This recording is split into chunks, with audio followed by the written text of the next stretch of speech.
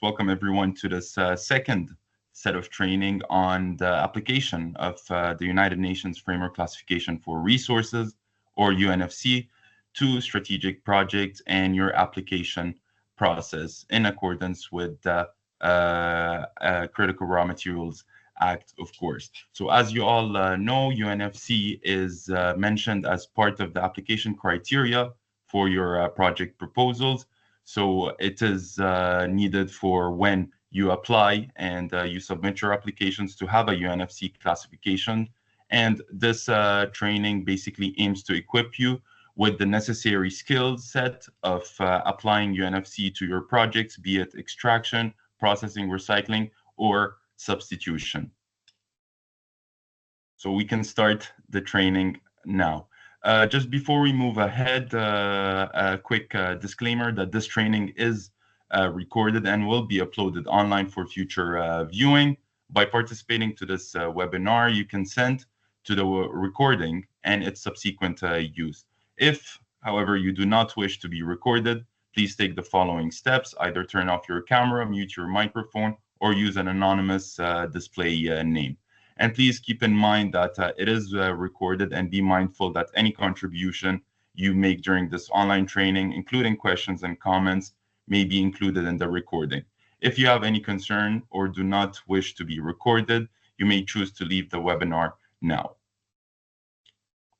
Quick housekeeping rules. We kindly ask you to maintain professionalism and respectful communication at all times. Kindly mute your microphones, turn off your videos, and this event again will be recorded and uploaded online. We will be using the Slido function for sessions that we have, including live Q&A sessions and classroom exercises. So please do scan this QR code if you wish to join us and pose questions or raise concerns and participate to the exercises, or you can join us on Slido with the hashtag UNFCSP.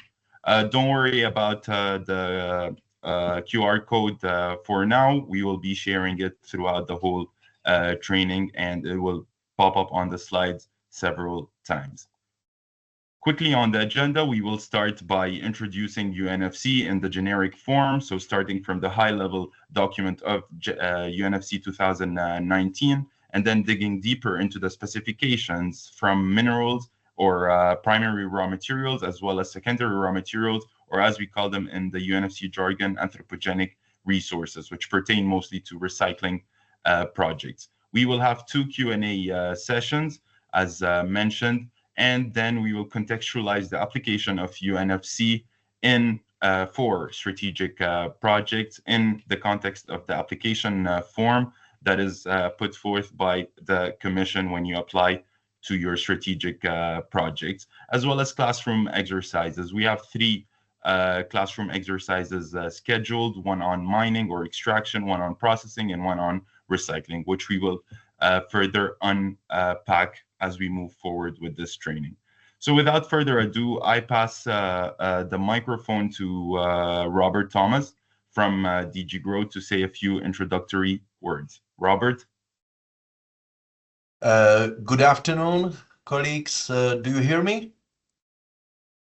We hear you loud and clear, Robert. Okay, thank you very much. So a big warm welcome also from my side to all participants of this UN Framework Classification for Resourcing, in short UNFC training, that is organized by our colleagues from the UN Economic Commission for Europe with the help of the members of the expert group on resource management. This is already a second training that our colleagues are providing to you in the framework of the strategic projects under the Critical Raw Materials Act. Let me just go back a little bit to this expert group on the resource management. These are the experts on UNFC that have been developing this international classification for over 3 decades. So real experts, so please use the time and ask questions, because that will save your time when you will be applying UNFC to your projects. So today training is focused on application of UNFC to strategic projects that were defined by the Critical Raw Materials Act that went into force on 23rd of May 2024. At the end of September this year, we have launched the second call for applications. We're announcing the cutoff date on 15th of January 2026 midday. And it is important to refresh that this concept of strategic project or your projects are really to significantly contribute to the 2030 benchmarks as defined by the Critical Raw Materials Act when it comes to domestic extraction, processing, recycling, and diversification. The first round of strategic projects that took place in the period May to August 2024, we received 170 applications from 41 countries, covering all 17 strategic raw materials. After the assessment and our consultation with the CRM board, where we have high-level representatives of the member states, the Commission has published the first list of 47 designated strategic projects located in Europe, and later in June 2025, we complemented this list with 13 projects that are located outside Europe. These projects are covering, so we have now 60 strategic projects that are covering 14 out of 17 strategic raw materials. You can find more information about those designated projects in the dedicated website. You will find also a lot of other material that is essential for your application, and you will also find there the training slides and the recording from this UNFC training, and also from the training that took place already 1 month ago. So, and I would like to also stress the fact that we have also the fact sheets for all 60 designated projects, and in that fact sheet you will find a verified UNFC classification for this project. Okay, this is important. So you will see that well, there is no surprise that all these designated projects are, according to the UNFC jargon, are viable or potentially viable. So now, as Gadi already said, the application of UNFC is mandatory for strategic project. Why it is so? So for us, UNFC is a kind of a harmonizing instrument, harmonizing tool that enables us compare the development status across the whole value chain. So we can compare the development stage and development status of extraction projects with recycling projects. It also integrates all the important aspects when it comes to development of in general, raw materials project. And last but not least, for that includes, of course, the environmental, social, good governance, financial aspects, the resource estimates, technical feasibility, and so on and so forth. Last but not least, we are using UNFC as a tool to monitor the progress in time of development of the designated strategic project. This is very important. So we are now finalizing the internal procedure, how we are monitoring the designated projects, utilizing the UNFC classification. So at the same time, I would like to stress the fact that the UNFC classification is not a selection criterion. So your initial assessment of your project is not part of the selection process. But it's important, as I said, it is a management tool. It is a tool that is enable us, as I said, to monitor the progress and to compare in a harmonized way across all the projects. I will finish here. Please enjoy the training as much as you can, use the time, and because, as I said already, it will save your time when you will have to apply the UNFC to your project. Okay, with this, I will pass floor back to Gadi and enjoy the training. Thank you so much, Robert, for these opening remarks. And as you said, UNFC will help in the project assessment and evaluation over time, all the way progressing to the benchmark year of 2030. So without further ado, let's dive into the first session of this training, which is more on the theoretical or high-level application of UNFC, and then furthering with the specifications on minerals and anthropogenic resources. With that, I request Erica from the UNEC to take control and present. Erica. So thank you, Gadi, and thank you, Robert, for the nice introduction to this training, and also thank you to all of you who have connected to us today.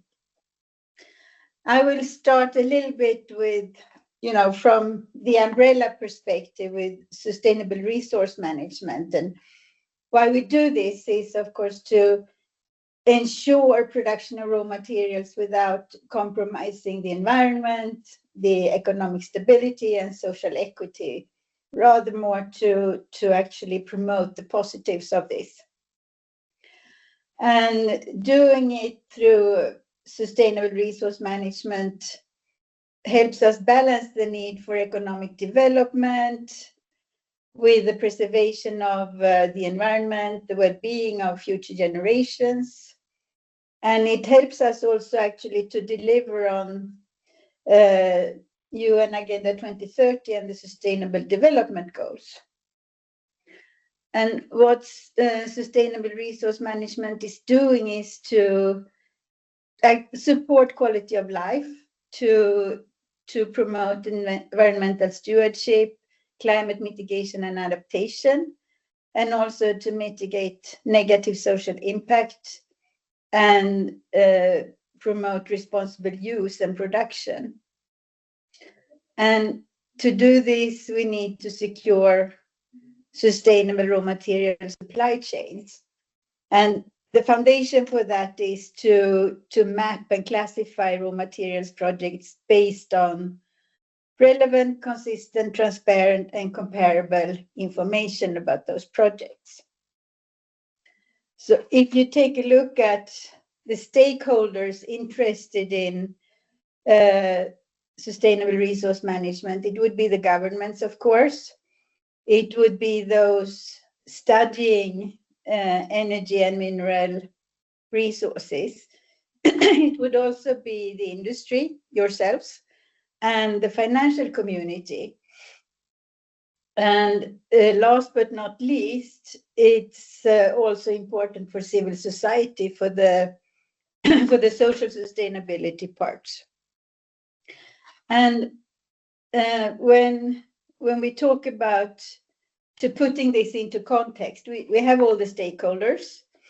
When we work with project classification, we have, first of all, we need to start with defining our project. What is it that we want to classify? We want to follow and evaluate the project, and we want to be able to report it back to the stakeholders. And all of this is based on first a starting classification of the project, but then also, as Robert mentioned, to monitor, to follow up projects in a comparable way and a structured way over time. And that's where UNFC is so helpful, because it helps us doing that for all sorts of resources, whether it's primary, secondary, processing projects, or, as Gadi mentioned, the substitution projects. And that's where UNFC comes in. And how do we classify? All of you who ever had a music collection with the old-fashioned records remember how it was to try to sort them in your shelf by genre, by artist, by composer, by the date recorded, and so on.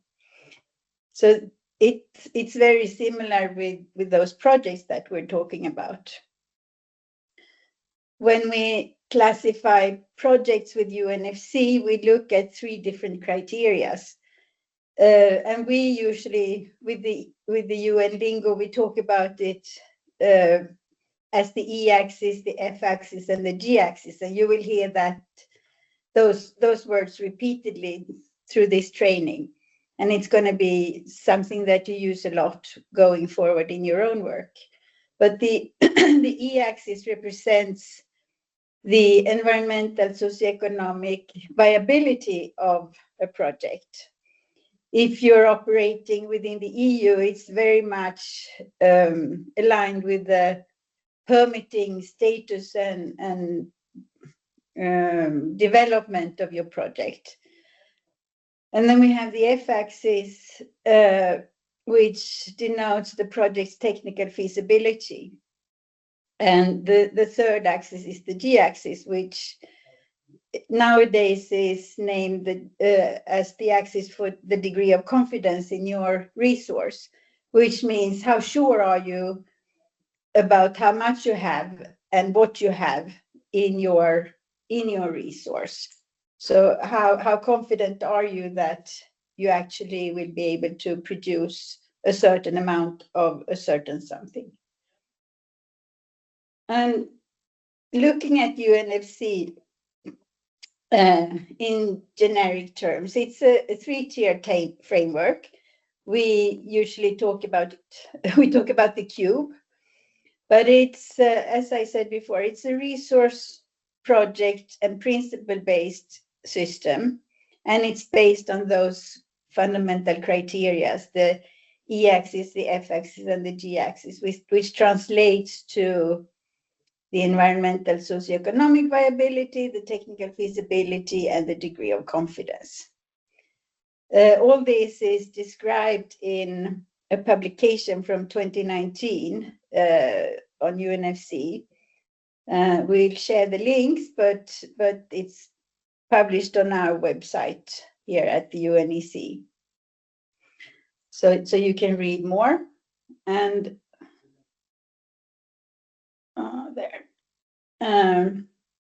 Using those, when you classify your own project, you look at the definitions along the axis, starting with E, then F, and then G, and then you combine this information into classes.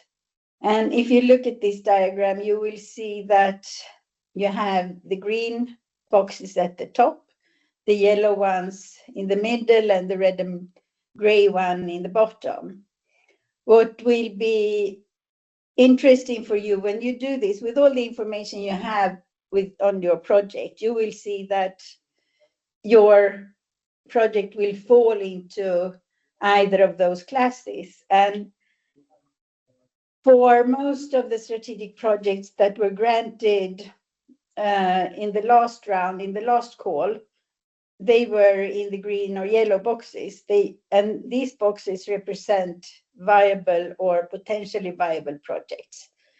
And being in those boxes, having your projects in those boxes, represents the best timing for when you become a strategic project to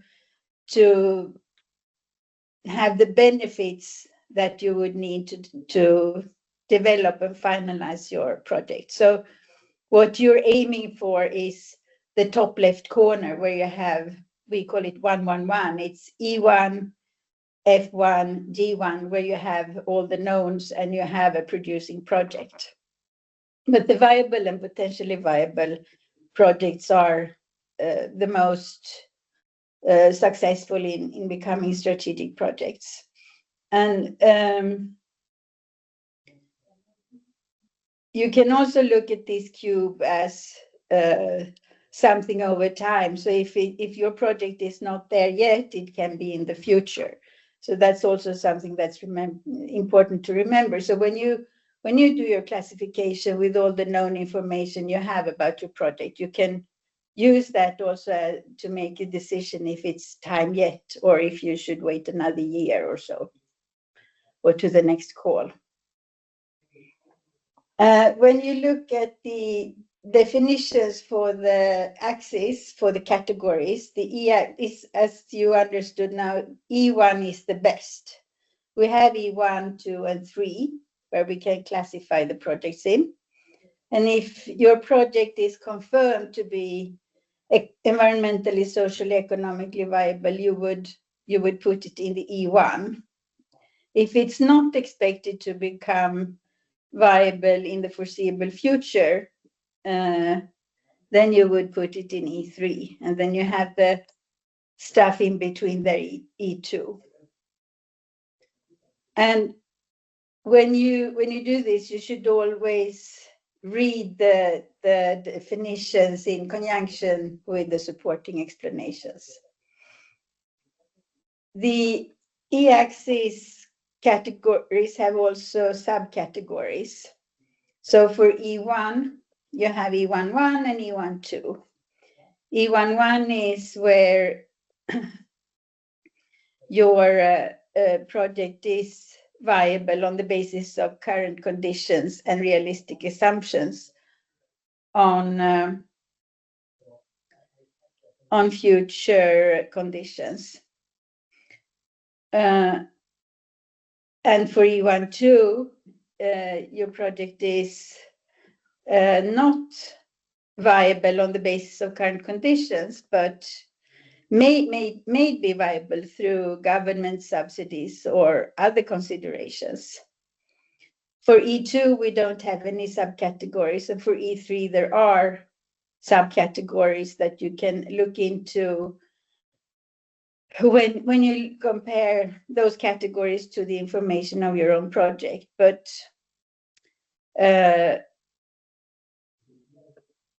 one thing to look into here for you would be that the estimate of a product that is forecast to be developed, but will be unused or consumed in operations, that could be stuff that you want to use in the future. And E32, it's not yet determined, or you might have insufficient information. E33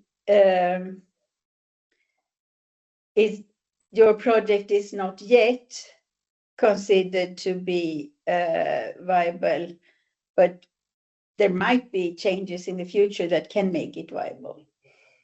So that's for the E-axis. For the F-axis, the technical maturity of your project. That would be, the most interesting would be if your project is in F1 or F2.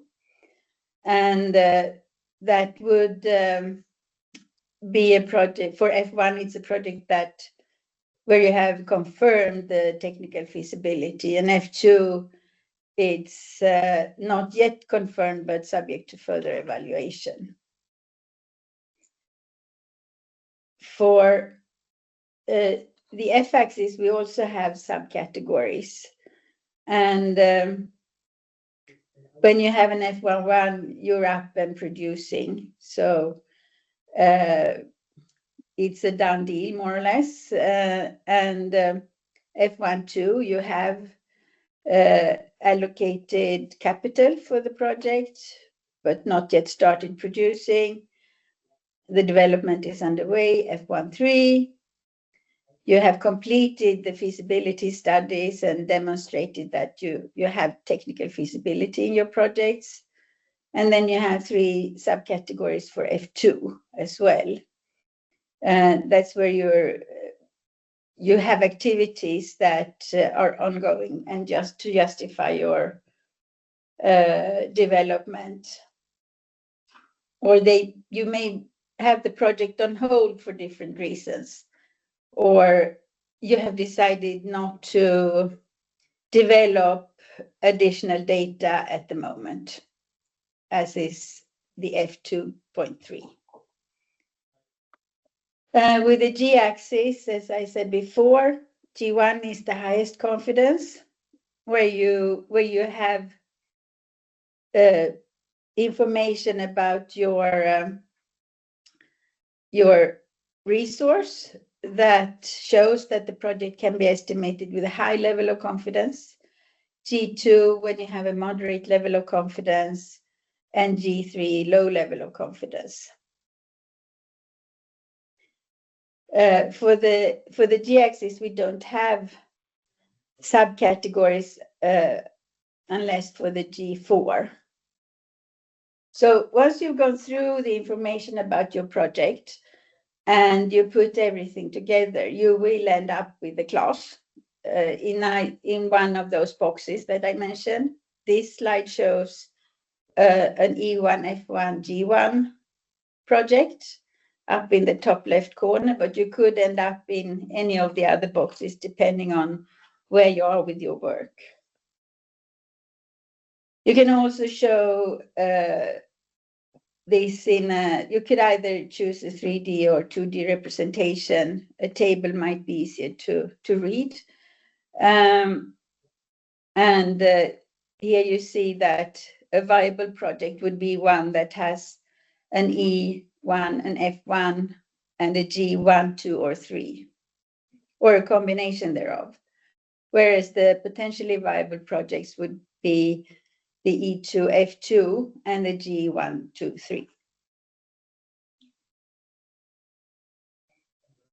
And why we have developed those subcategories and classes is to provide more granularity and more information to those of you who do the classifications, but also to those of us who want to take part of the information so that we get to know more about the project with a quick glance, and then we can delve deeper into the information about any different project. All of this is summarized in a number of documents. There is the UNFC generic specifications that I showed you before. There are also supplementary specifications for minerals, for anthropogenic resources that Marina and Henrik will go into. We also have guidances of different kinds.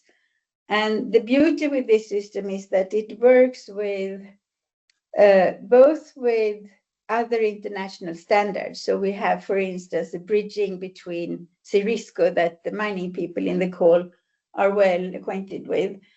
But as Robert said, this is also a way of harmonizing across the EU member states. And there are bridging documents because you have national systems in place in certain countries. So this helps to harmonize different national systems to a united EU system.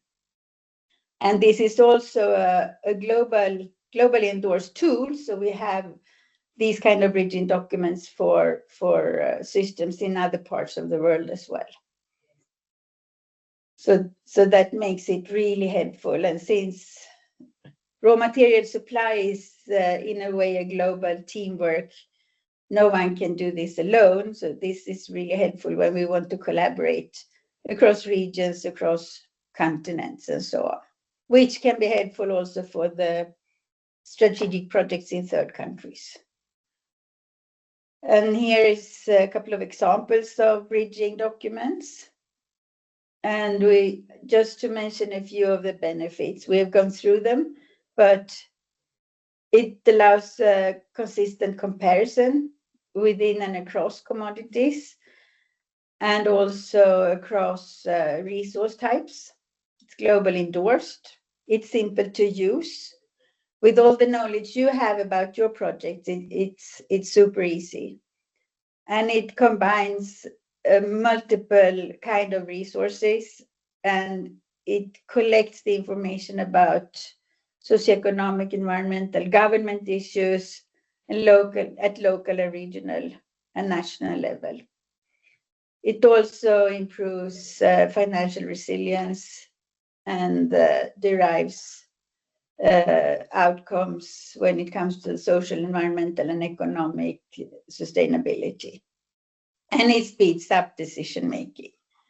So it's generic, it's based on 3 fundamental criteria.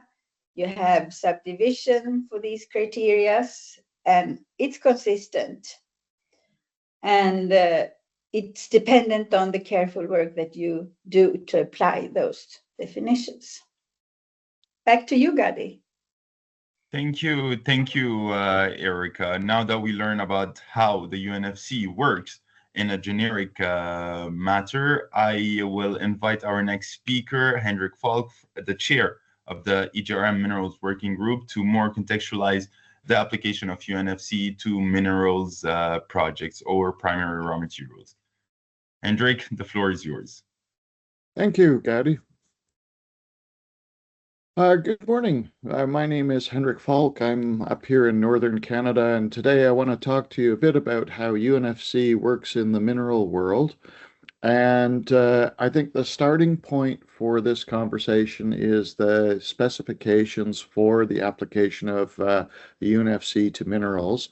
This document is a good starting point if you're not familiar with the UNFC at all. And it just goes through the process of how you take a project and can report on it, classify it, and the sort of requirements that are needed to understand how UNFC interacts with minerals.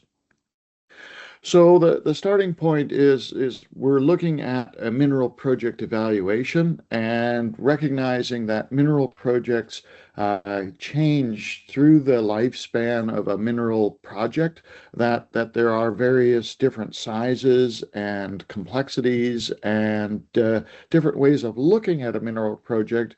And so the initial stage is just identifying what stage of mineral project evaluation that you're at. And this process can also use not only third-party data, but also in-house generated data and a variety of other data sources to establish the evaluation here. And so we're looking as projects grow and change from straightforward prospecting and initial discoveries through advanced exploration and advanced exploration into mining and then into the beneficiation and processing stages, even furthermore into decommissioning, and then finally into remediation stages. So the UNFC classification can be applied to all of these different stages of a mineral project and classify it and allow its evaluation and allow its comparison with other resources. So the starting point is classification based on the level of maturity and where it's appropriate, the level of maturity may be used as one of the level or evaluation, not evaluation points, but the distinctions between different projects themselves. There's also the distinctions between the economic and socioeconomic assumptions that are important as well, and these are described in the supplementary specifications. There's also the distinction between produced quantities, so what's already come out of a project, versus undeveloped quantities.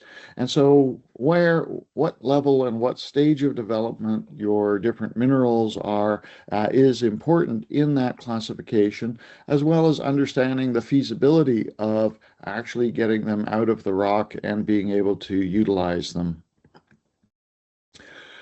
So the first part is examining how the mineral project would fall on the G-axis.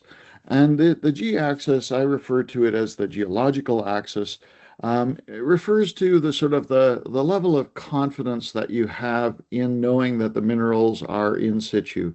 So if you're doing a resource estimate, if you're looking at your data and you've quantified where your minerals are in the ground, that's usually the level of a G3 estimate. As you collect more data and you're more confident that you can connect from one data point to another, and we're looking at more of a resource level of an indicated resource level of minerals, then we would be moving to a G2, and potentially if once you're in production or you have reserves where you're confident that they're mineable, that's the highest level of confidence, and that would be a G1.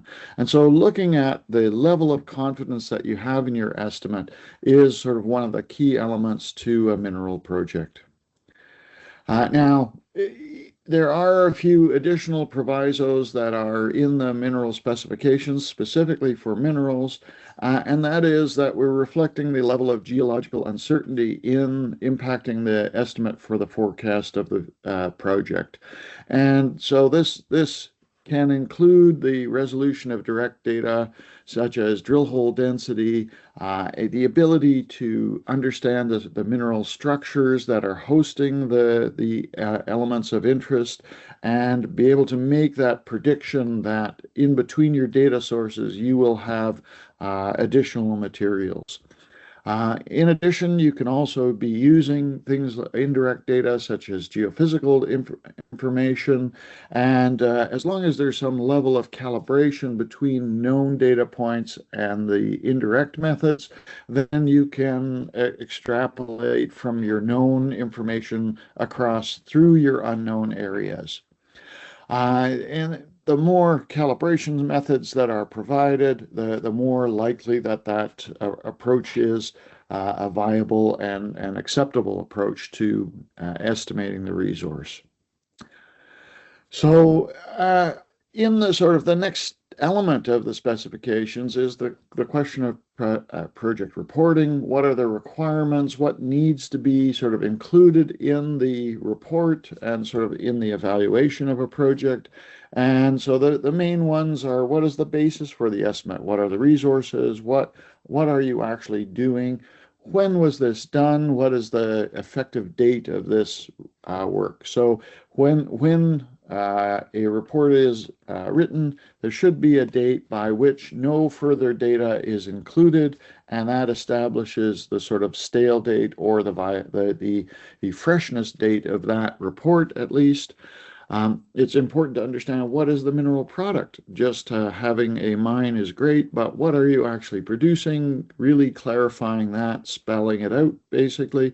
The reference point. Where are you measuring things? Where is this minerals in situ in the ground, or is this minerals at a mill and where they're being produced, or is it final produced minerals at a refinery, and those sort of level of quantities? And that just needs to be stated. Where are you measuring your quantities? Are you using aggregation of quantities? So if you're only providing one classification for a project, you will need to aggregate or assemble the different quantities from different levels of confidence. And how are you doing that? That should be spelled out. And various other more administrative functions like the use of numerical codes, explaining them. What are the units that you're using, providing the documentation for all of the different assumptions that are being made. There is an advice not to double count, so you have it classified as a reserve. You should not report it as a resource as well. And then what is the national reporting requirements that you must be adhering to as well.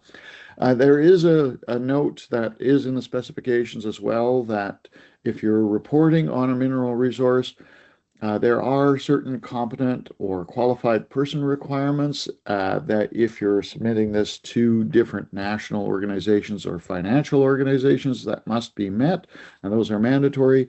UNFC also has its requirements.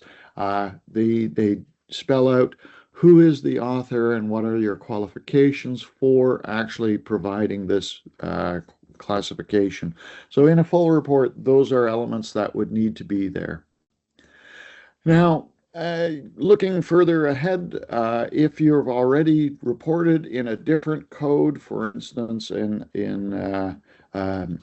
Eastern Europe, it's common to have national codes versus reporting for a stock market. There are different bridging documents that allow you to take information from an aligned system, which is a system that looks similar to UNFC, but might be making different assumptions. And how do you match those assumptions up with UNFC, those rules are stated in what's known as a bridging document. And so an aligned system is one where we have a bridging document, and that allows us to connect from one system to another. And in the world of resources, there are a variety of different bridging documents. The two that I just wanted to point out quickly here are that for petroleum and PRMS, which is the Petroleum Management System. There is a bridging document that allows you to move to UNFC, as well as we have one for minerals that allows us to move from the CRISCO template, which is used for most stock exchanges in a lot of mining countries for their legislation, into the UNFC classification system as well. So that's another resource that I recommend that you look at. And there are a variety of different bridging documents that are available, and if you're into a variety of different resources or countries, these can be looked for on the UNECE website. So in particular, I wanted to point you at the document here and just point out the difference between the uses of UNFC, which tends to be more for governments and NGOs to incorporate large volumes of data into databases and create mineral inventories, versus the use of the CRISCO template, which is used more for the ensuring that information is provided to the investors in a consistent and straightforward fashion that allows good investment decisions to be made. And so again, similar uses, but very different purposes. And in understanding the CRISCO reporting standards, it's basically to promote the best practice in international public reporting of the mineral resource results for mineral exploration, as well as more advanced projects as well. But it's important to recognize that CRISCO is an advisory body without legal authority, and that you really have to go to the individual country level to ensure that you're meeting the legal requirements there as well. But it does recognize that mining is truly a global industry, and that international standards are required as well to understand how different mineral projects can be compared. And so in the CRISCO universe, there are 15 reporting nations, and most companies use this system for their own internal and public reporting. A lot of stock exchanges require this format to be used as well.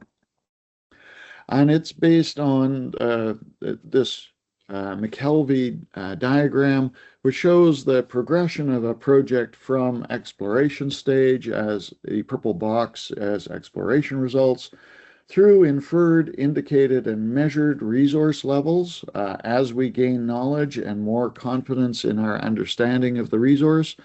And then as we apply other factors, the modifying factors such as mineral processing, metallurgical considerations, the economic considerations, as well as marketing and environmental considerations, all of these elements then shift us to the right and move us to a reserve status with where we know that we can actually mine and economically recover those minerals from the ground, basically.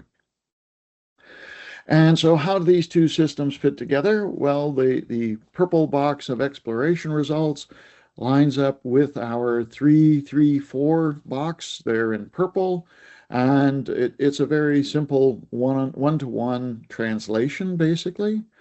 Inferred, indicated, and measured can also be translated quite directly to our different classifications at the UNFC, as is the case of proven and probable mineral reserves. You can see that with proved resources, our reserves were actually in that very desirable 111 box at the top of the cube in the UNFC system.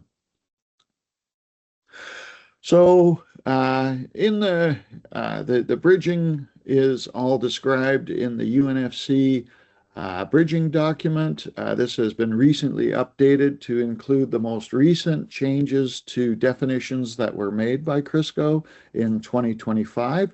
So it was just released this spring, and I would direct you there if you're looking at translating from one system to another. Alternatively, we've also prepared a guidance document that is a little bit more wordy. It's a little bit better explanation than the terse parliamentary language of the actual bridging document, but it's only available in English. Currently, we're working on updating the guidance note to include the new definitions. They're a fairly modest change in the Crisco system, but that update will be published in April of 2026. In the meantime, the 2025 or 2023 version is still quite valid and quite a good resource for an introduction on how to move from one system to another. Just by way of introduction to the bridging documents, this is what's included in them. It goes through a variety of the main elements here, just showing you what the table of contents looks like, how the bridging is actually accomplished in a variety of tables with some more descriptive verbiage to sort of allow you to really understand how and translate from one system confidently to the other. And this includes going through each of the classes and subclasses and making sure that the UNFC definition is there and what are the Crisco considerations for those definitions. So that's available for E, in the case of the F, the feasibility access, as well as the G access to sort of provide you additional confidence when you're moving your project from one system to another, as well as discussing how the exploration targets can be translated into a G4 status. I also wanted to point out, and Erica had quickly brushed across it, there is guidance for the UNFC application in Europe, and I do recommend having a look at that. It examines how some of the UNFC standards align with the information requirements for the EU systems as well.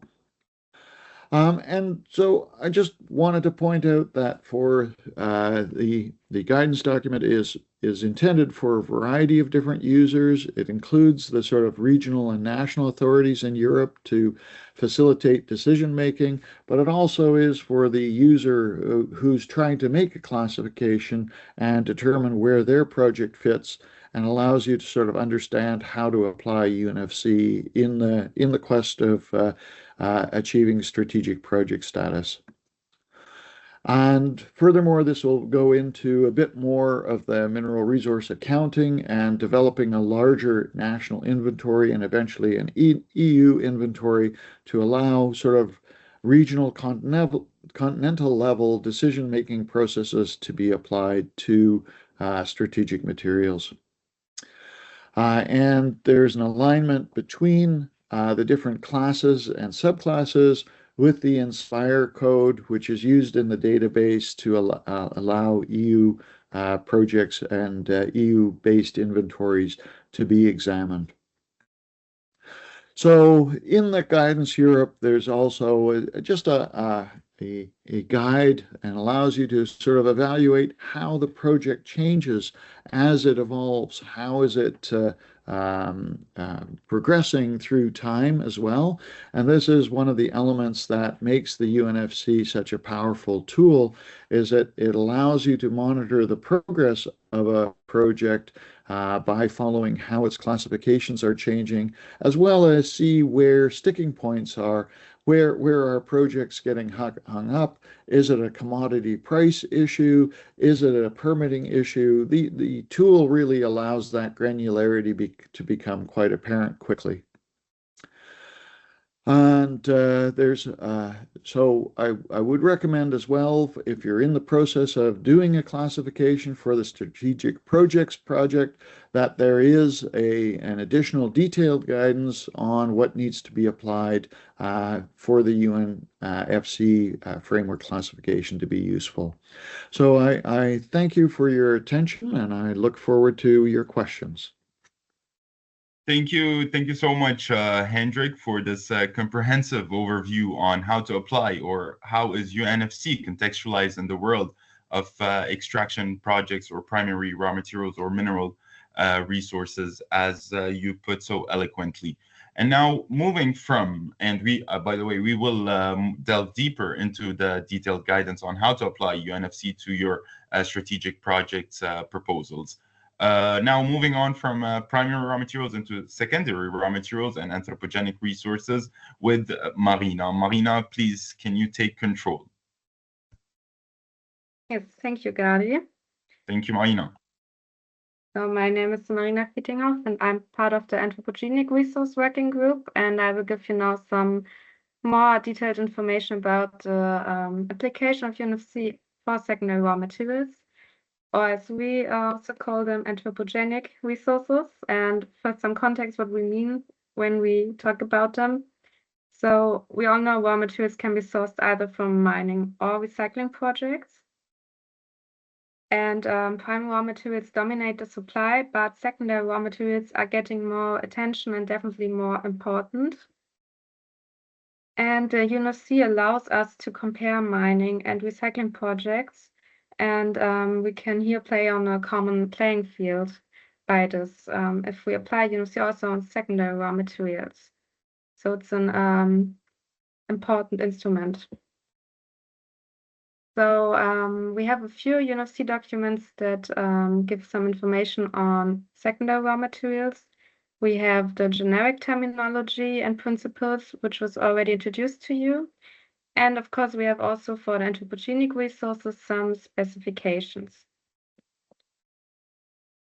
So I will now introduce to you what is a recycling project in our context, how we can apply UNFC on this by showing a use case, and give you some conclusions. So what is a recycling project in our context? So the EU CRM Act refers here to the Waste Framework Directive. And in this directive, the term recycling is defined.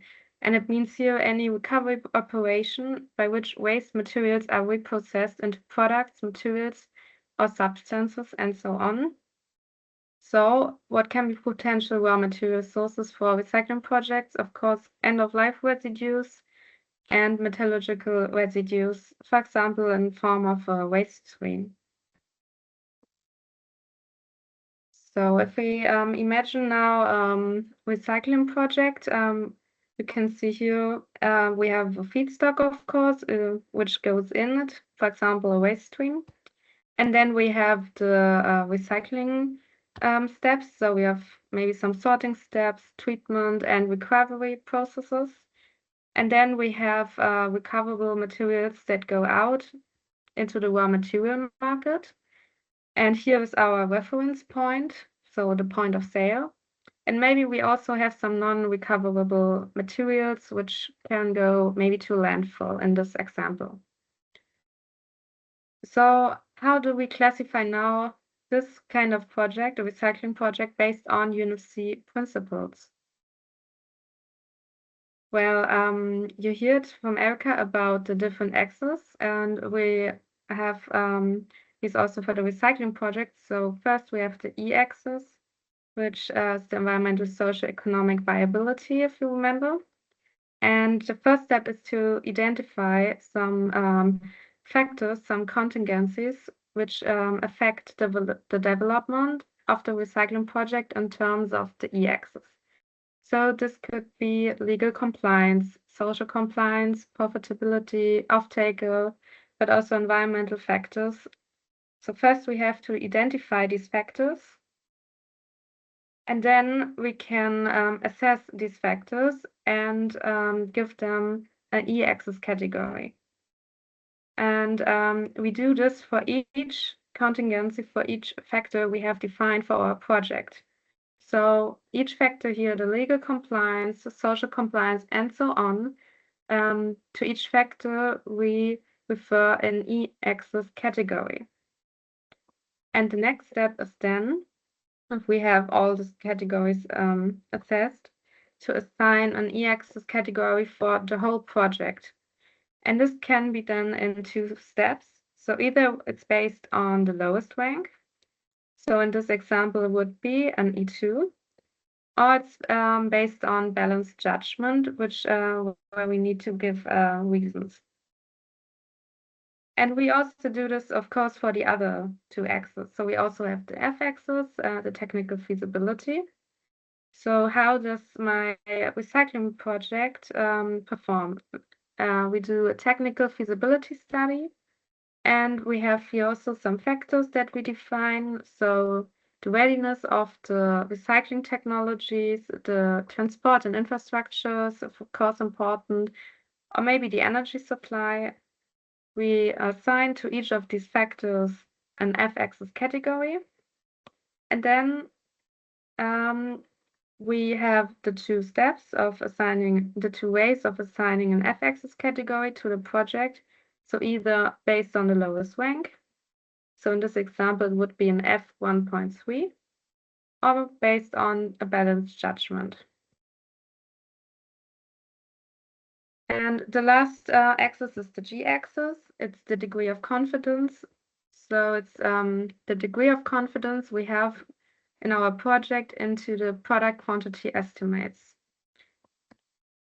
So we have 3 different G-axis uses in the UNFC, and we use the confidence and estimate for the recycling projects. And it's forecasting the product quantities alongside with the E and F-axis settings. So we estimate the product quantity, for example, in tons per year. And we have different products maybe in our recycling project. So we have to do this for each product we have. And then we give, based on justifications, we assign them a G-axis. So G1 if we have a high degree of confidence in our estimated product quantity, G2 if we have medium confidence, and G3 if we have a low confidence.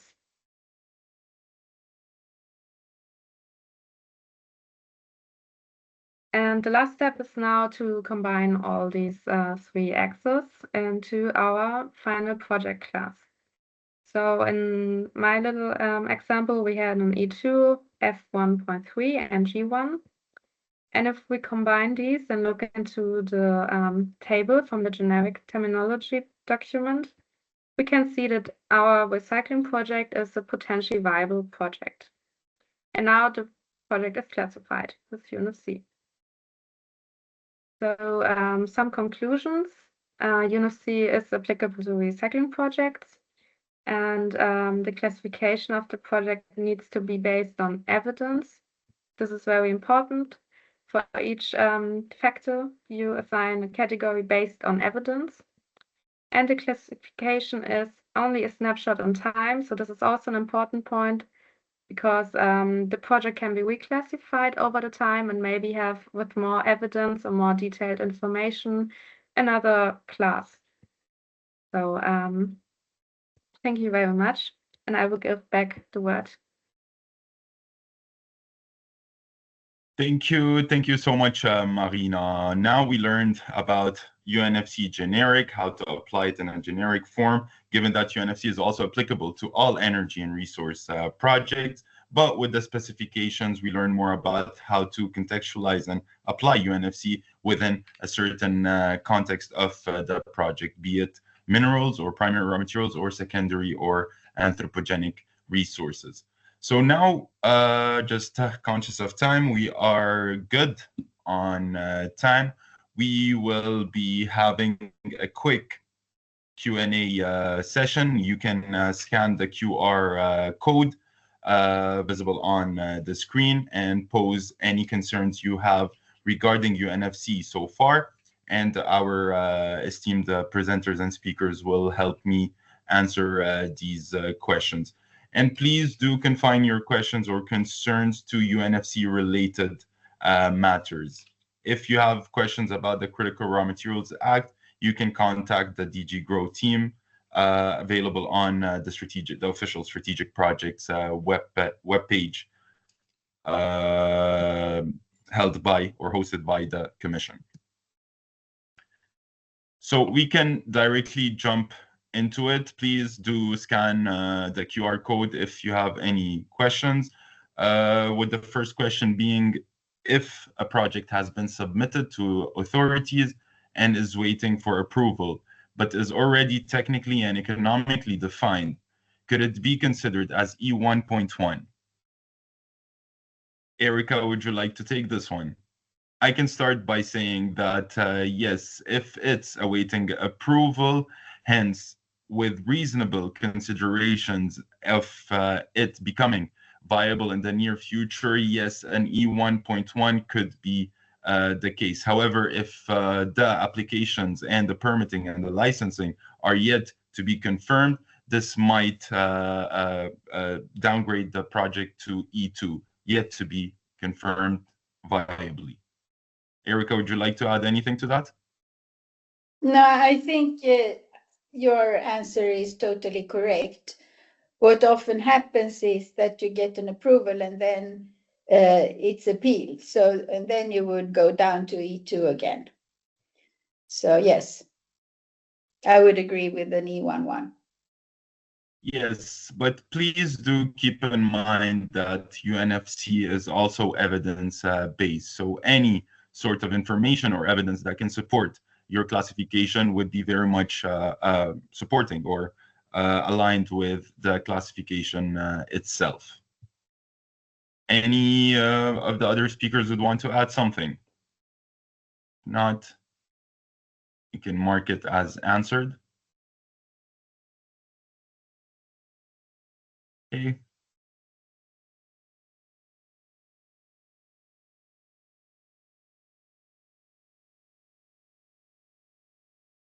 Please do pose your questions or concerns. We are here to answer them in this live Q&A session.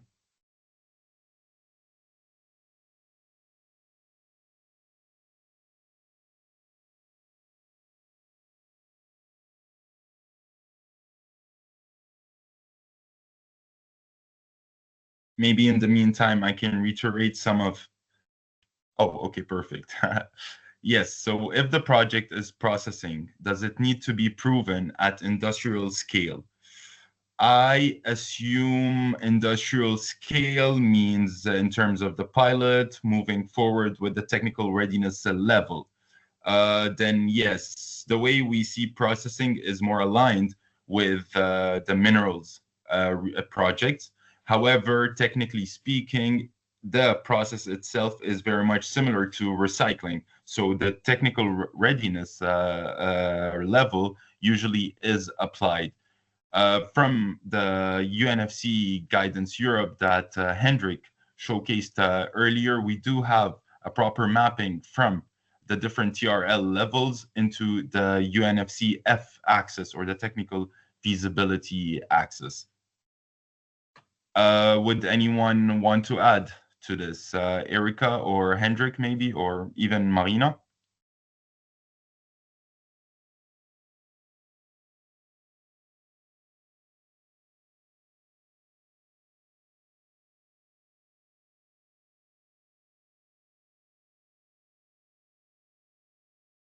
TRL6 will be enough. Well, if you can show the technical feasibility, or at least the path towards confirming the technical feasibility, then that might be enough. Yes, well, it depends on the evidence you provide. Again, the classification, as Marina mentioned earlier, could be either based on the lowest rank prevail if you want to take a conservative approach, or balanced judgment. And with the balanced judgment, you can or you should support it with the proper evidence to prove whether your project is viable or feasible in certain cases, or potentially on the way to become technically feasible or environmental, socio-economically viable. We'll mark it as answered unless one of the speakers want to jump in.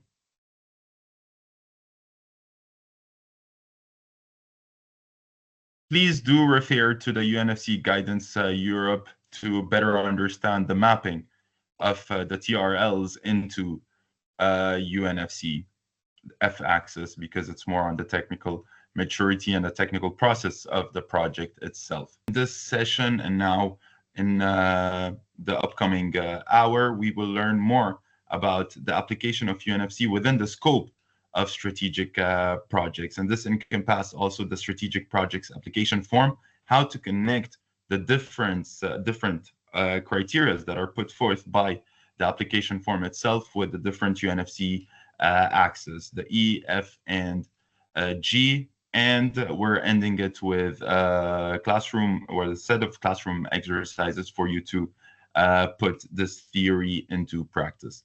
With that, I pass the floor back to Erica to present UNFC and the strategic application form for the Critical Raw Materials Act. Erica, the floor is yours. Thank you, Gadi. So during the break, I looked through the questions that came in. So I think a few of them will be answered after this intervention.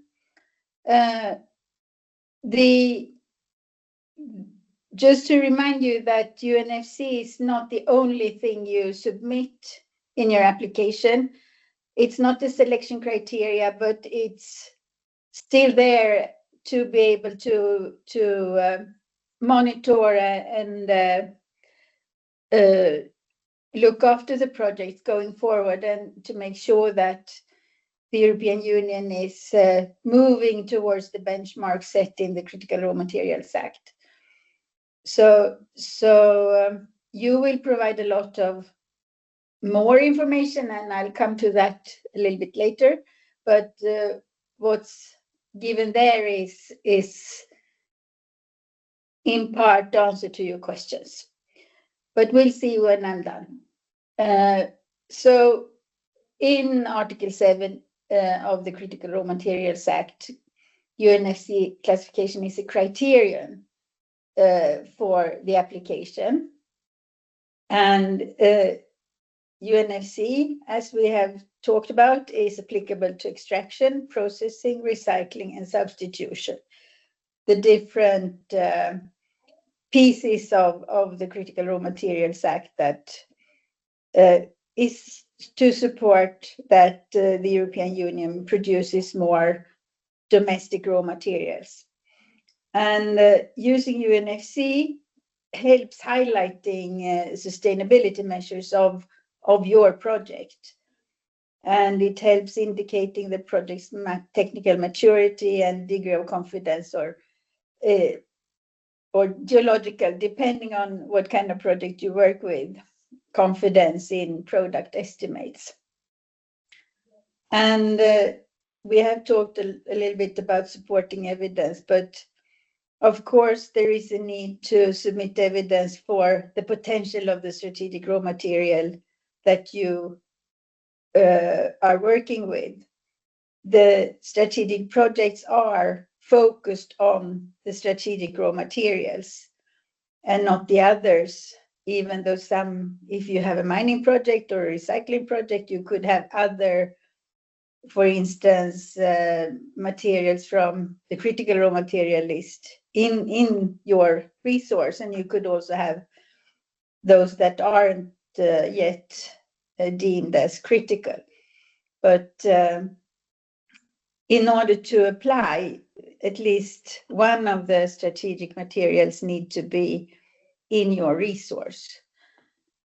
And the role of UNFC is as an assessment tool, and especially in the monitoring phase going forward. How is your project doing, moving on?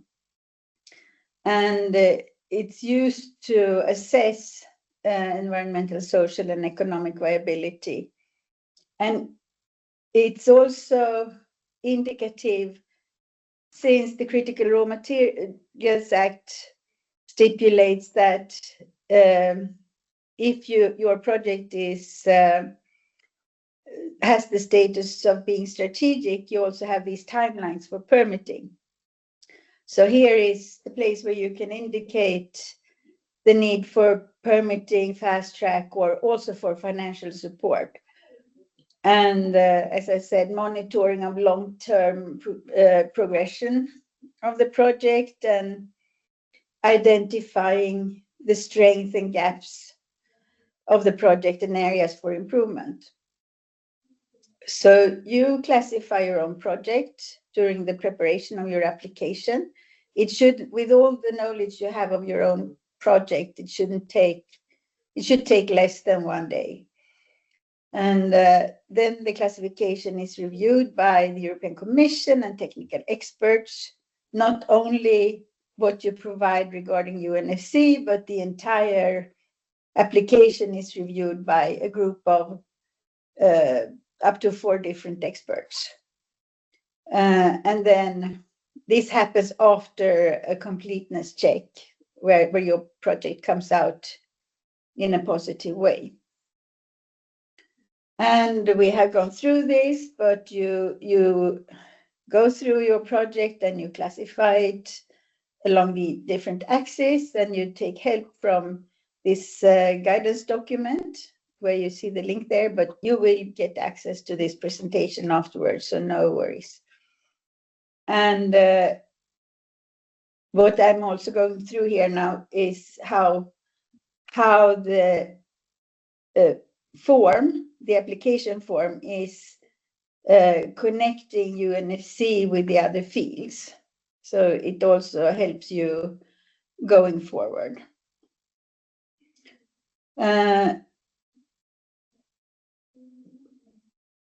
In a way, what you put together in your classification is a summary of what's in the other fields of the application. So they should be aligned, what you put in the other fields of the application form, with how you classify your projects. And in the application form, you will find controlling factors, and they will help you do the classification of your projects. And they will have a direct influence on the project viability. And always remember that it's a snapshot in time. So what you provide is what should be up to date when you do the classification, as up to date as possible. That helps the evaluators and the European Commission in evaluating the project. And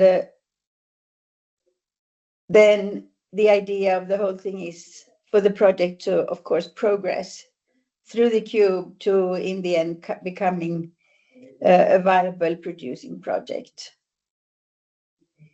And just to repeat the e-axis, when it comes to those fields in the application form, the e-axis controlling factors are social, environmental, and economic aspects. And that's as well as permitting and regulatory compliance. And as I said, when you operate within the European Union, the e-axis is very much aligned with the permitting process. The f-axis controlling factors are the technical aspects, and the g-axis controlling factors are the confidence in product estimation. And the information and granularity of those factors depend on the information that you provide. And it's important to remember that not all the factors are important in every case. So you choose what you know to be important for your project. So moving on. So connecting the the application form with the axis, the form is comprised in 9 different sections. And you have the project-based information, contribution to EU supplier security, that would connect with the G-axis. You have, I'm just talking about those that are connected now with the UNFC evaluation. You would supply business plan and information about security of supply and trade. You would also supply information about technical feasibility, what level of technical feasibility you have done so far, and the operational status. And that would go on the F-axis, the yellow stuff here. And then we have a permit overview. That's something that tells the evaluator how far off you are from, how much time would be needed, or how far off you are from going through the final permitting procedures. And then that also belong on the E-axis, as do all the sustainability aspects like environmental, social, and governance-related aspects that are often also part of the permitting procedure. Cross-border benefits and mutual benefits for EU and third countries are evaluated separately. And additional information and attestation is also, of course, needed so that there is someone, a project owner, so to speak. And again, this is an example of a project that's classified as a potentially viable project. It's described to be on hold, so it would be a 2-2 in the E-axis field. And I'll skip that one so we get some more time for practicing. F2, technical feasibility is underway but not finalized. And you have a moderate knowledge about your resource. So you will end up with an E2, an F22, and G, I think we had a G2. So you will end up in a potentially viable project. When you have done this, you also know if, so as I said in the beginning, most of the projects that were granted the status of being a strategic project, they were viable or potentially viable. When you've gone through this, you will know that where you are. And if you're lower than this, you might consider sending your application in the next call. So just to remind you, when you work with the application in itself, there are interconnecting fields. You can use them as controlling factors to help you with the classification for your project. Starting with assigning the UNFC, the project a class and the subclass, and then go through the categories and subcategories to make sure you did it as you should, and then find the overall classification and verification. And then, just as a final thing, this slide maps the different fields and where they belong along the E-axis. And as you can see, most of it here is under the UNFC. So if you have, with all the knowledge you have of your own project, once you have gone through that, it would be easy for you to do the UNFC classification from this kind of information. So I think I stop there. Would you like to add something, Gadi, to that quick overview?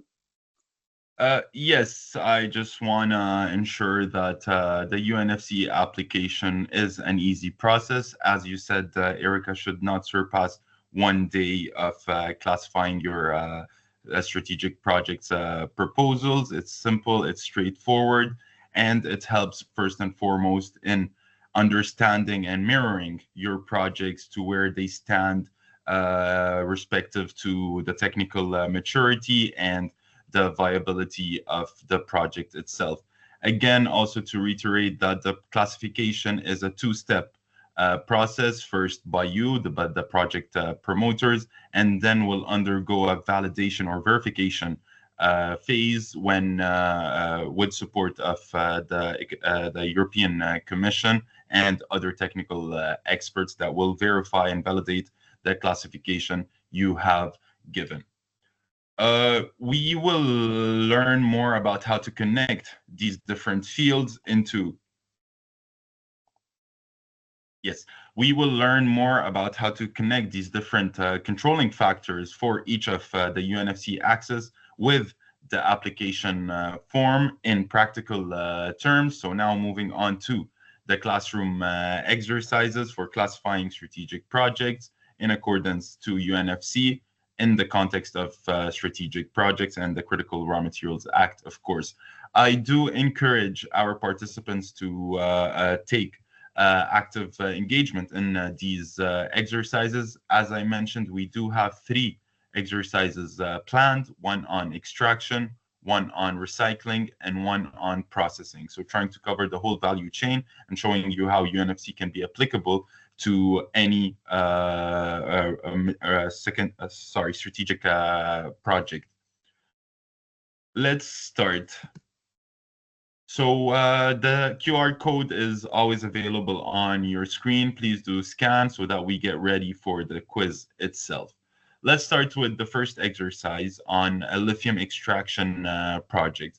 Bear in mind that these examples and the information provided are all hypothetical. It's just for illustrative purposes, for the sake of the exercise itself. So do consider a lithium mining project in Italy with a plan to extract lithium from high-quality spodumene deposits. Given the defined benchmarks for strategic raw materials outlined in the Critical Raw Materials Act, this lithium extraction project holds strategic significance due to the increasing demand for lithium-ion batteries, for EVs, for renewable energy storage systems, etc. We're all aware of the importance of lithium. The project is in need to expedite the permitting process. Therefore, they're applying for strategic projects. So with the recognition they gain this benefit of faster permitting processes. So the project promoter has collected all relevant information for the classification in UNFC tied to this project based on the strategic project application form and the controlling factors that are put forth by the detailed guidance, and assign them to the E, F, and G axes. So the way we will proceed is systematic, going from one axis to the other so that we understand where we lie within the cube, the UNFC cube itself, starting with the E axis. So the project was in ownership of an exploration permit, during which a pre-feasibility study, evaluation of the resource/reserve has been conducted, environmental impact assessment, and operational plan were conducted. The project is currently preparing to apply for an extraction permit. Current plans and assessments suggest that the project's development could proceed forward in the foreseeable future. With regards to the economic aspect, the submitted business plan includes information on production sharing, royalties taxation, market demand, and production costs. From an environmental standpoint, the project has issued a positive environmental impact assessment compliant with the Italian regulation. Additionally, the project is initiating an application for mining waste permits to be submitted for public inquiry. Land use planning is also under process. Given that the area is remote and historically centered on mining activities, social contingencies and opposition seem unlikely. So the first question is, what is the correct UNFC category for the E axis? Is it E1, E2, or E3? E1 being developments are confirmed to be viable, E2 on the way or ongoing to confirm viability, E3 not viable. Let's move on to Slido. So please do join the quiz so that you can participate and answer the questions. Don't be shy.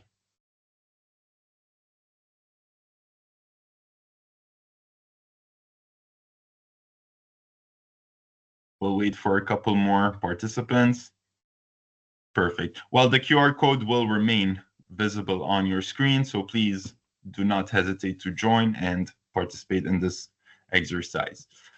So again, what is the correct UNFC category for the E-axis for this project per se? Is it E1, confirmed to be viable, E2, progressing or ongoing to confirm viability, E3, not viable? We'll give you 10 more seconds. It's good. I see that the number of participants increased to 12. That's good. 2, 1. The majority responded E2, which is the correct answer. So in that case, the project was in ownership of an exploration permit. Currently, no permit holds and is in pre-feasibility study. So they're preparing to apply, and current plans do suggest that the development is ongoing. For that purpose, the most suitable category in that case is an E2. So development and operation are expected to become viable in the foreseeable future. Here, in the context of strategic projects, foreseeable future does have a cap of 2030, right? Since this is the benchmark, and this is what the strategic projects are applying to contribute to the benchmarks defined by the Act itself. Now the F-axis. So the project has completed the pre-feasibility study, but the project is still in the planning phase and hasn't commenced extraction operations since the developments await the extraction permit. So what is the correct UNFC category for the F-axis? Is it 1.1, 2.1, 2.2, or F3.1? Again, F1 being technically feasible or confirmed, F2 ongoing to confirm and is subject to further evaluation, F3 not confirmed, and F4 in that case is very premature. 1.1 being on production, 2.1 is ongoing activities to justify, 2.2 on hold, and 3.1 just site-specific studies have been conducted. Keep in mind that the project is awaiting extraction permit to continue or resume the activities to confirm the feasibility of the project itself. So what is the correct F-axis category? 1.1 being on production, 2.1 ongoing, 2.2 on hold, 3.1 only site-specific studies. And of course, more data are needed. So the majority answered 2.1. It's mostly 2.2 in that case, since yet to be to resume the activities, since it's still in the planning phase and they're awaiting the extraction permit to take the project further on. So F2.2 activities are on hold and subject or where justification of the development may be subject to significant delays. However, F2.1 in that case could be applicable also, provided the right or the proper evidence to showcase that the developments are ongoing to justify the feasibility of the project itself. So here, just to show you the flexibility of UNFC, but as long as the proper evidence are provided. Now the G-axis. So the lithium reserves have undergone a detailed exploration campaign and are well documented with sufficient investigation measures and carried studies, including geochemical, geophysical analysis, to estimate lithium quantities and qualities, as in volumes and grades. There's also substantial geological knowledge about the area. The project has conducted a pre-feasibility study that includes reserves estimates signed off by a competent person. The reserves estimates are probable as per the PERC, part of the CRISCO template that Hendrik presented earlier, standards. The project is certain with moderate degree of confidence that the foreseen amount of produced lithium will be met. All supporting documents on the estimates have been submitted with the strategic project application form. So what is the correct UNFC category for the G-axis? Is it G1, high confidence, G2, moderate confidence, or G3, low confidence? I also would like to draw your attention to the table to the right side of your screen, where the bridging from a Crisco template to UNFC is displayed, also touched by Hendrik. So let's move on. Is it G1, G2, or G3? High, moderate, or low confidence in the product estimates. Give you some time, 15 seconds.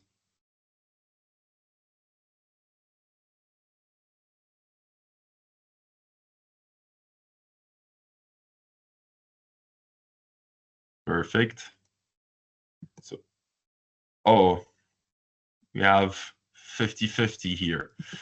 The right answer in that case is G2. And how do we know that? We just use a basic translation from the Crisco or the PERC in that case into UNFC. So we know that they are at pre-feasibility study. There is reserve estimates that are probable and moderate degree of confidence. So a quick mapping would indicate that the correct classification here is a G2, moderate level of confidence.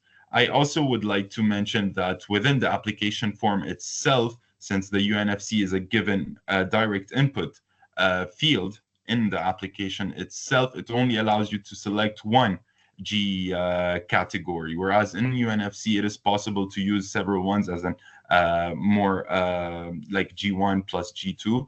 However, it is advised to use or to reflect the degree of confidence of the strategic raw material and the most abundant or the highest degree of confidence within your project.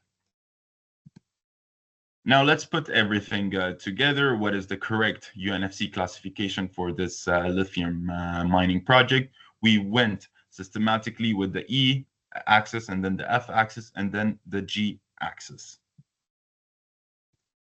So is it E1.1, F1.2, G1, where the project is viable, approved for development, E2, F2.2, G2, potentially viable with development on hold, E3.2, F2.2, G2, non-viable, development unclarified.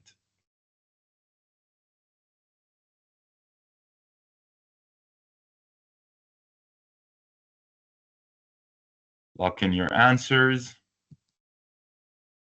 Perfect. We got 100%. Must be the right answer. Yes.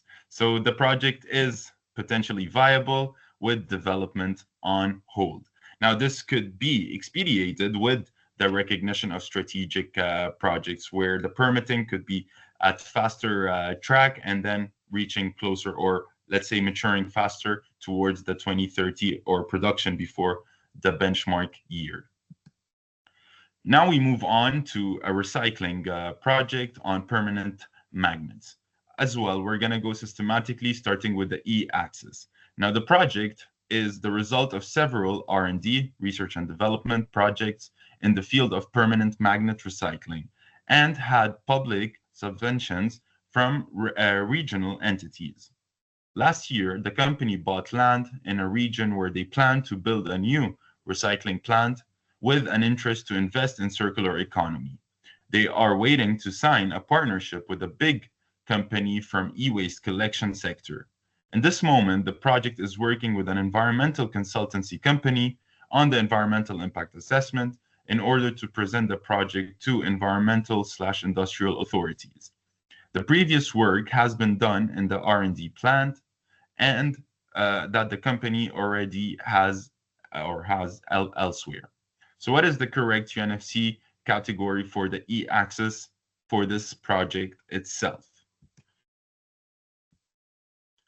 Is it E1.1, so confirmed to be viable, E1.2, where capital allocations have been, or no, E1.2, excuse me, is supported by governmental subsidies or other considerations to become viable, E2, potentially viable, yet to be confirmed, or E3.1, not viable at this point in time.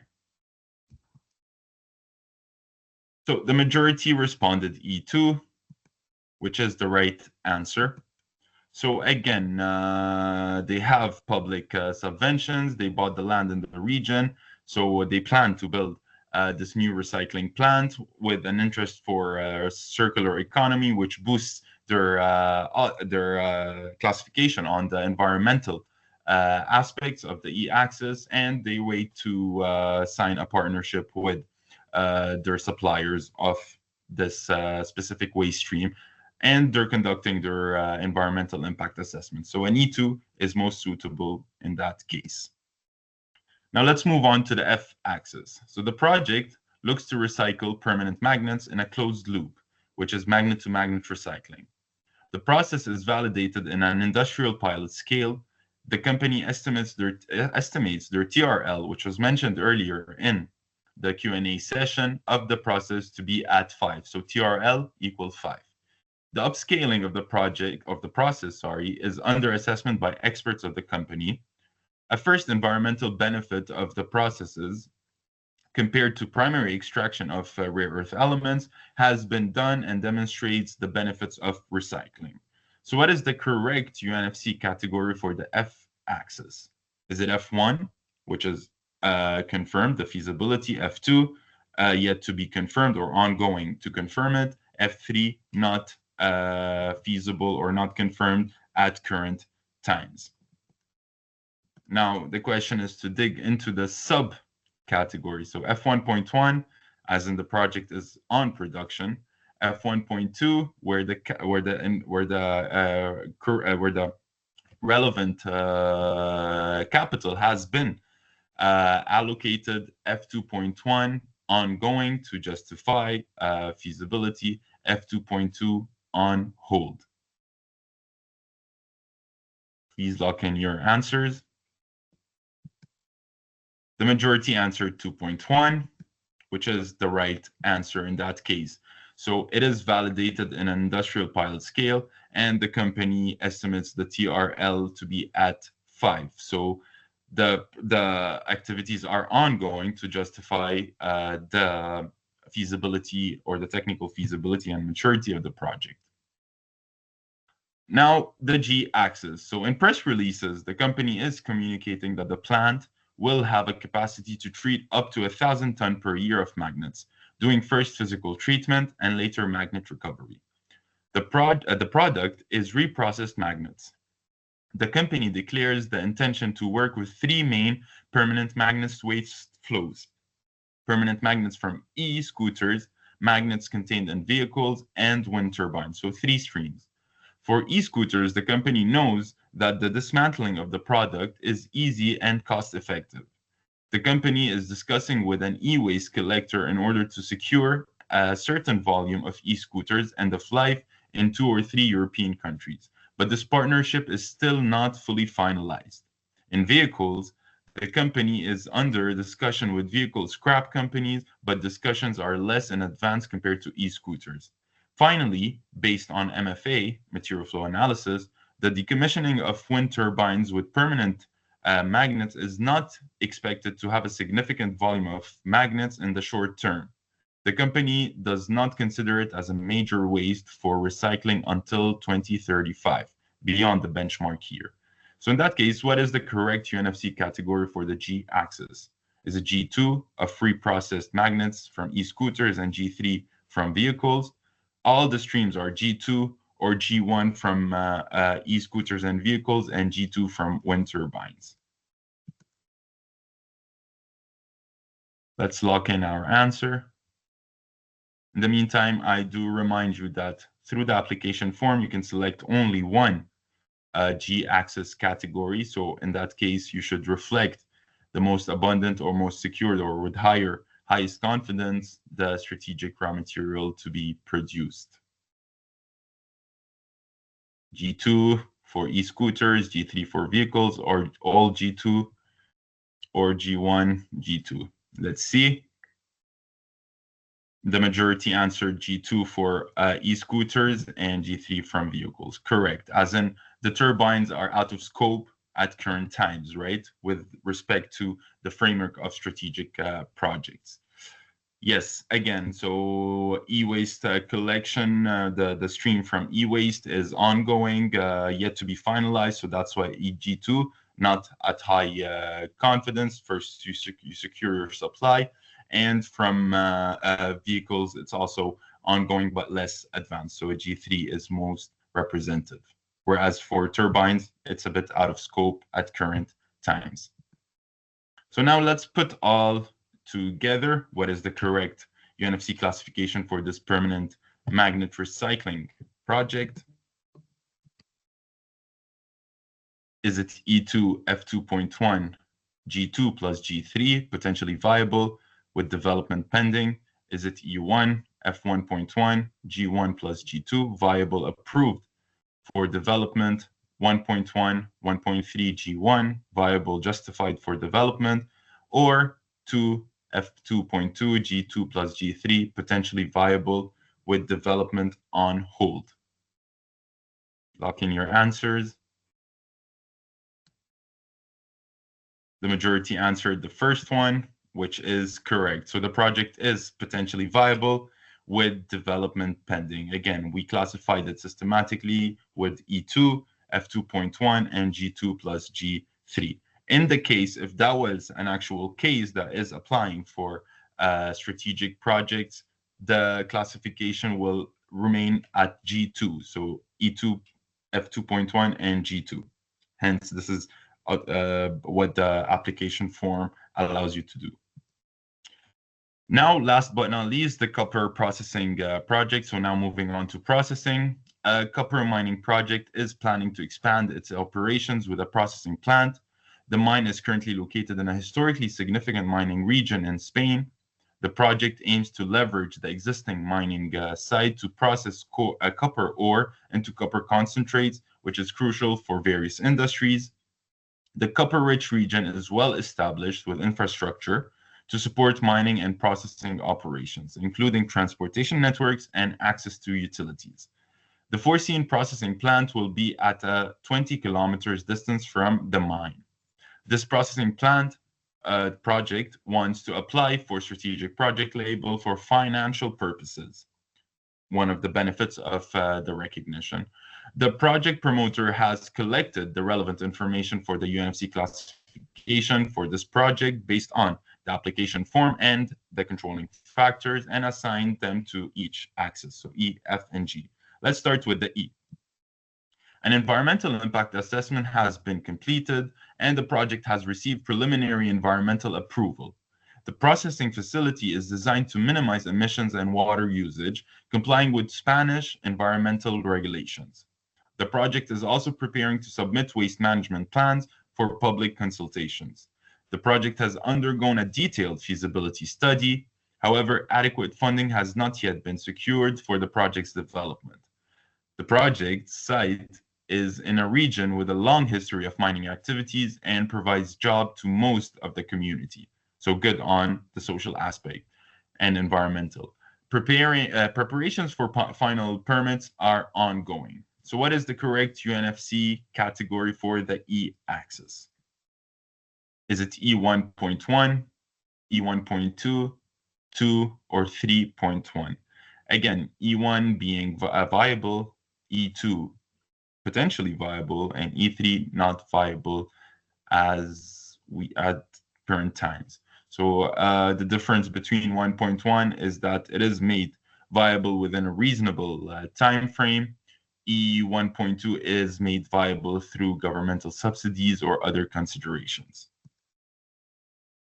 The majority answered E1.2, although E1.1 is more representative since they have conducted a detailed feasibility study. From a viability point of view, it is confirmed only a contingency, I would say now, is the funding or the investment, and the preparations for final permits are ongoing. So based on current conditions and realistic assumptions, hence the recognition of the project as strategic, in future conditions will confirm the viability of the project. So an E1.1 is most representative here.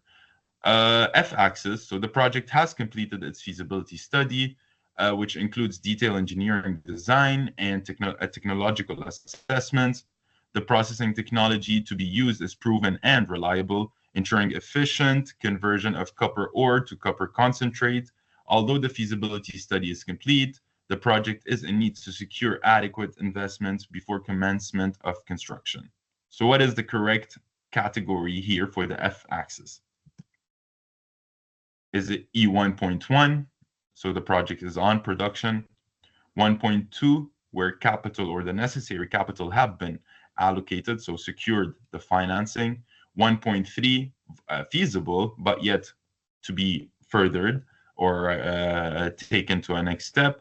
And 2.1, not feasible yet to be confirmed, but studies are ongoing or activities are ongoing. Let's see. The majority answered F1.3, which is correct in that case. Again, feasibility study, so quite advanced. The technology to be used is proven and reliable. However, we still need to secure the investments. So that's what separates F1.2 from F1.3. Lastly, the G-axis, the copper ore at the existing mine site has been well documented through extensive exploration and drilling campaigns. Detailed geological surveys and sampling have provided a high degree of confidence in the quantity and quality of the ore, meaning that the ore reserves are confirmed and the processing facility is assured of a consistent supply of raw material. Again, it's an extension project, and since the mine is producing already, so there is supply of the said material. The project promoter has all supporting documents in order and submitted them with the application form. What is the correct G-axis category? In that case, G1, high confidence, G2, moderate, and G3, low. Bear in mind that it's an extension project. Can we secure the supply of this ore? Lock in your answers, please. Let us see. The majority replied or responded G1, which is correct in that case. So the supply of this copper ore is secured, given that they're operating within 20 kilometers from the mine, and it's part of the same projects, more or less. You have the option to apply as an integrated project with the new call of strategic project application, and they have high degree of confidence. So the right answer in that case is G1. Lastly, let's put everything together. So what is the correct UNFC classification for this copper processing project? Is it 1.1, 1.11, so viable and on production, E1.1, F1.2, G1, viable, approved for development, E1.1, F1.3, G1, viable, justified for development, or E2, F2.2, G2, potentially viable with development pending? Lock in your answers. The majority answered viable, justified for development, which is the case. Again, E1.1, 1.31. So with that, I thank you all and for your enthusiasm and engagement to these classroom exercises. We will be providing everything presented today, including the exercises as well as follow-up material. They're also available on the UNECE Sustainable Resource Management Knowledge Hub. and as well as the strategic project's main or official webpage. So with that, we can move on to the second session of the Q&A to respond to your questions. And I have the speakers with me, so please do jump in whenever you want to respond. All right, we have several ones. So let's start with the first one. Do you have historical classification? How many years must pass for something to be considered a historical classification? Maybe I can pass this one to Hendrik, and I'll add on to it if needed. I think we lost Henrik. Oh, okay, it's okay. Do you have any input, Erica, on that Yes, matter? I could try this one. So yes, there are, of course, historical classifications. And if there is one in the case of your project, you could use that as a start.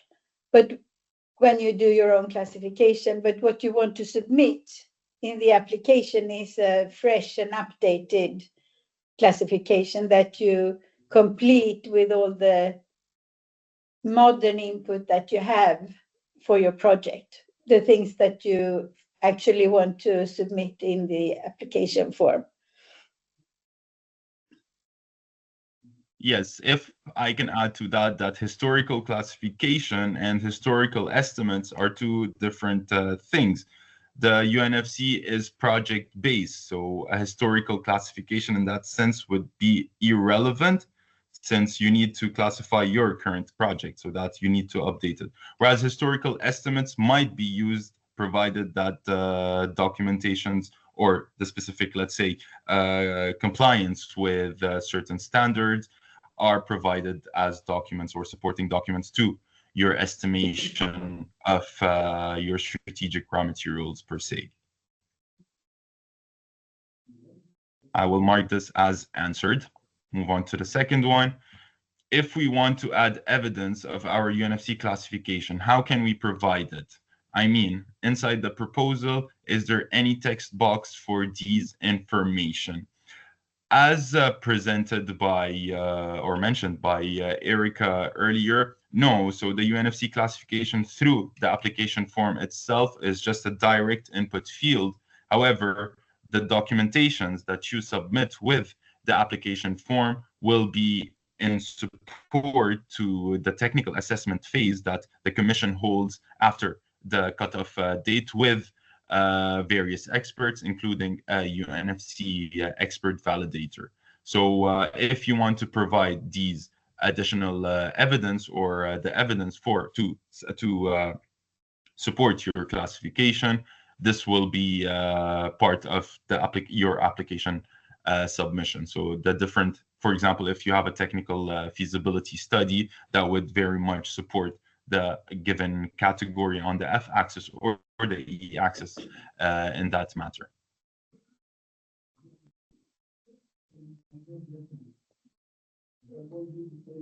Oh, sorry.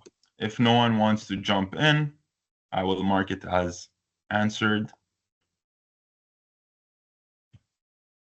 Is it helpful to have a UNFC certification even if the project's raw material is not on the list of critical raw materials? So I can give that a go as well. So if you don't have a material in your project that is on the critical raw materials list that is a strategic material, then for this purpose, it may not be helpful. But in the overall way of things, UNFC can also be used by governments to build national inventories. And one of the goals with the Critical Raw Materials Act is actually to shorten the list of critical and strategic raw materials so that we are not so sensitive within the EU. So if your government can build an inventory with things that are not there yet, it can help to prevent that we get a longer list. You want to add something, Gadi? Yes, well, definitely we should always keep in mind that for your project to be recognized or for you to be eligible to apply for this recognition of strategic projects, two of the main or the most prominent criteria here are to be targeting or producing a strategic raw material, as well as making meaningful contribution towards the benchmarks. This is to be noted, yes. So for multi-commodity deposit, main, co/byproduct, how should the dominant commodity be treated in UNFC? And how does that affect strategic project eligibility? Well, again, as to mention, regarding the G-axis, this is best to reflect the most abundant and the strategic raw material itself that your project is targeting. So, for example, in the case of the recycling exercise that we showed earlier, a G2 would be most reflective and most secured with the highest confidence, right, on the stream of e-waste rather than from a vehicle, since it's at a higher degree and represents more abundance, let's say, and confidence in that matter. And for the eligibility itself, again, UNFC does not determine whether the project is eligible or not. It is used as a tool to reflect and mirror the maturity of the project itself. However, it's not defining criterion, sorry, but it's mandatory. And I would also like to add that if you have a multi-commodity project, then it could, of course, be helpful to. Such a project could become financially viable just because you have multiple commodities in your project. So somewhere in your application, it would be important to explain that and to explain how the economy of the project is feasible thanks to you having multiple commodities in it. I think we had examples of that in the former call of projects that became strategic. Right. And with the current call, you can reflect that. So in the application form, you can reflect various strategic raw materials that you are tackling as well as other raw materials. Moving on, what level of QA, quality assessment, QC, or quality control, and independent and assurance, example, independent sampling is expected on geological, metallurgical, and ESG data supporting ESG categories.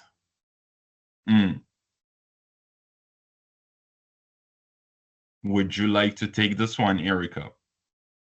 Because I assume that Hendrik also touched on this point regarding quality assurance or quality control of the data, whereas for the UNFC, it's not per se bounded by this qualified or competent person to conduct the estimation itself, which will connect with the different UNFC categories. However, we do have the qualified person in terms of ethical notes to say that, yes, to provide a certain level of accountability, but not as in the Chris Code template, let's say, standards. Erica, would you like to add anything to that? Yes.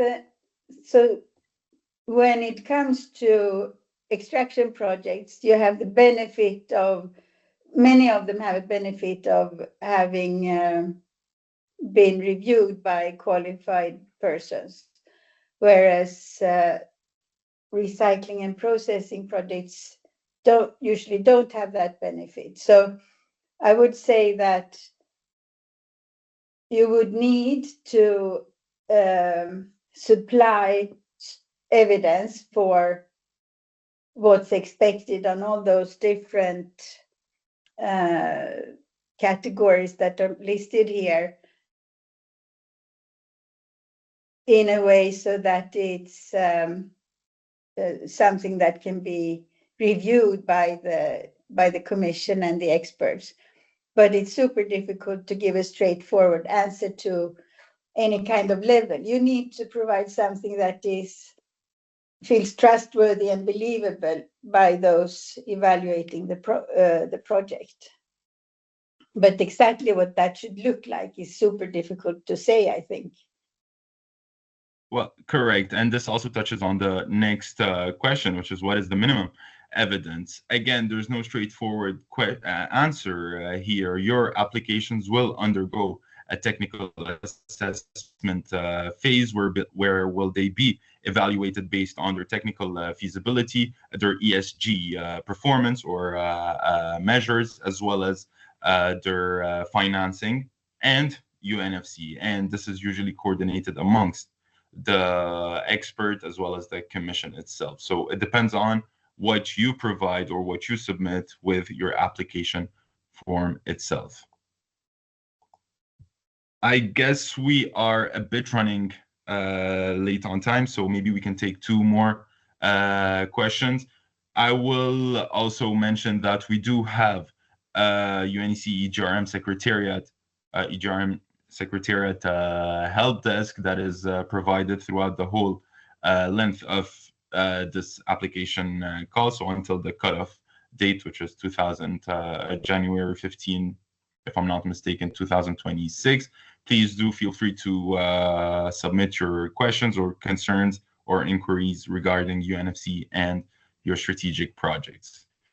Let's take two more, Erica. How should UNFC maturity, so F-axis, be used to demonstrate readiness against CRMA permitting time limits and one-stop shop procedures? It's the top. It's a good one. So you would provide pre-feasibility or feasibility report, and depending on that's also a little bit depending on how the permitting system is rigged in your particular country. But when you have that, then you can, if you don't think about the Critical Raw Materials Act at all, when would you enter the permitting process for an environmental permit, for an extraction permit? If you feel that you're ready for that, then you would be ready for entering that permitting process also with the Critical Raw Materials Act.